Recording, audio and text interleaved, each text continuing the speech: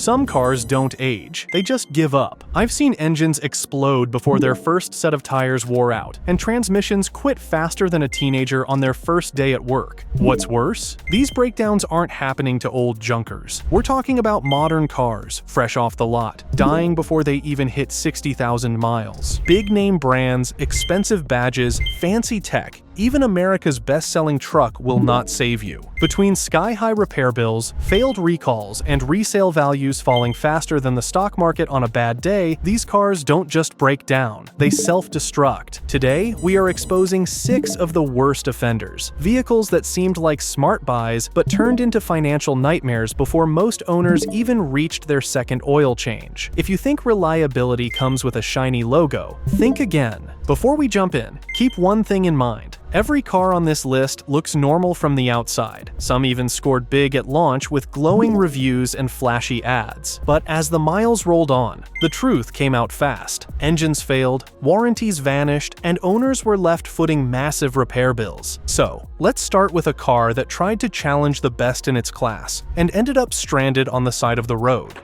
The Fiat 500. The Fiat 500 is one of those cars that proves looks can be deceiving. It's cute, compact, and fun to park, but beneath that charming design is a car that often waves the white flag before 60,000 miles. Owners fell in love with its Italian flair, but many ended up falling straight into repair bills that cost more than the car itself. Consumer Reports rated the Fiat 500 near the bottom of its class for reliability, and J.D. Power's dependability rankings told the same story. In fact, owner satisfaction dropped so low that by 2019, Fiat pulled the model from US showrooms entirely. So what actually kills these little things so early? It starts with the 1.4-liter multi-air engine, which was known for timing system failures, oil leaks, and noisy valve trains. Many owners reported engines rattling, burning oil excessively, and in some cases, losing compression before even reaching 50,000 miles. The automatic transmission wasn't much better. Drivers complained of constant slipping, rough shifting, and full transmission failure long before warranty coverage expired. And then there's the build quality. The interior looked stylish in the showroom, but buttons cracked, seats loosened, and power windows stopped working within a few years. It's like Fiat used the same material found in cheap lawn furniture. Add electrical gremlins, failing sensors, and a fragile cooling system, and you've got a small car with a big list of problems. A used Fiat 500 might look tempting today with prices averaging between $4,000 and $6,000. But don't be fooled. That low sticker price hides thousands in potential repairs, especially for models that haven't had major engine or transmission work done yet. Many owners online describe the same experience. It's fun until it's not, and every warning light came on like a Christmas tree before I hit 60,000 miles. In short, the Fiat 500 isn't just unreliable, it's a masterclass in how to turn affordable into regrettable. If you're thinking about one of these, think twice, because the only thing smaller than the Fiat 500 is your bank account after keeping it running. If you think that was bad, the next one takes breakdowns to a whole new level. It's bigger, heavier, and somehow manages to fall apart even faster. The Jeep Cherokee.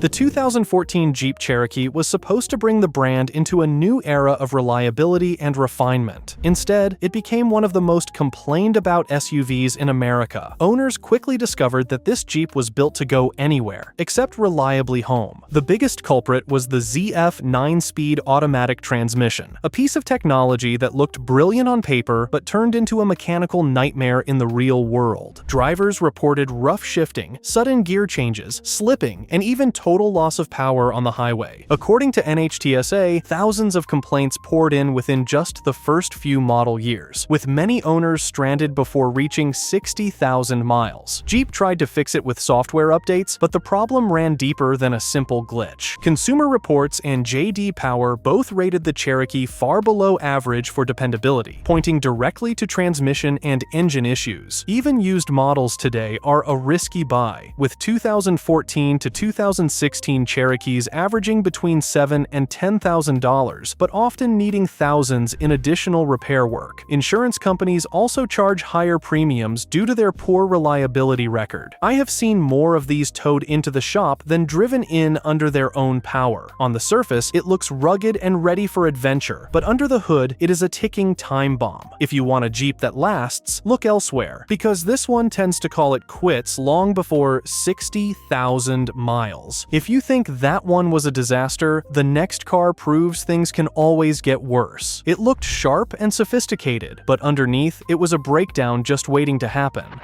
The Chrysler 200.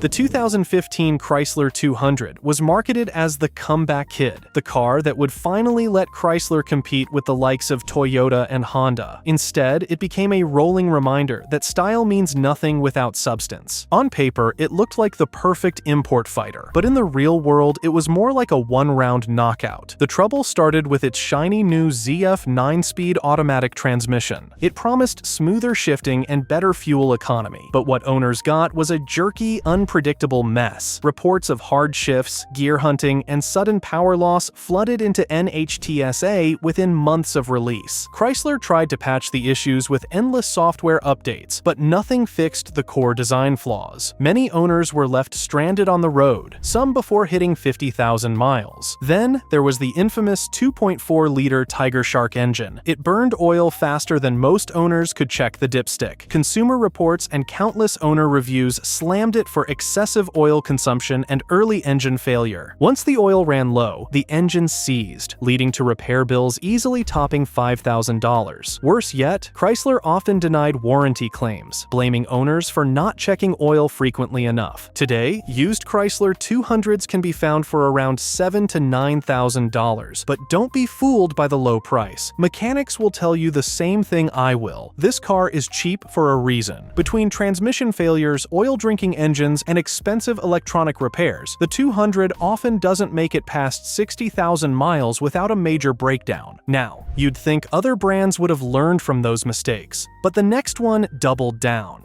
It was hyped as the future of performance. You'd think other brands would have learned from those mistakes, but the next one doubled down. It was hyped as the future of performance, and it didn't even survive the present. The Nissan Rogue.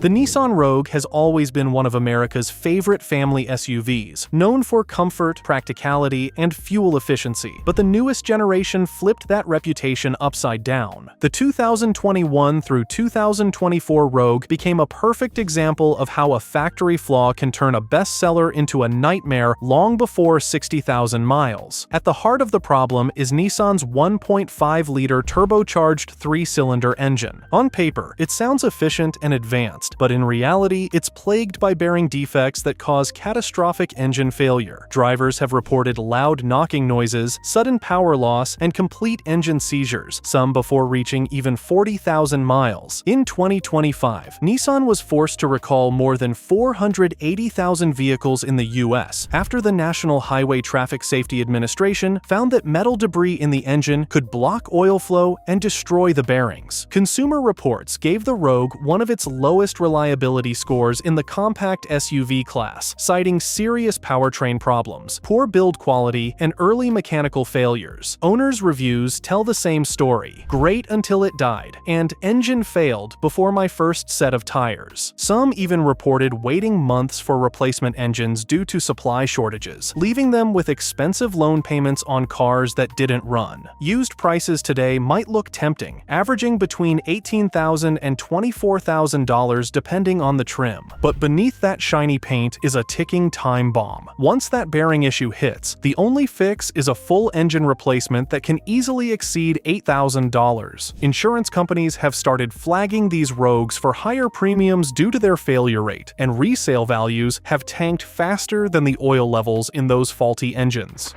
Coming up next is the Ford Escape.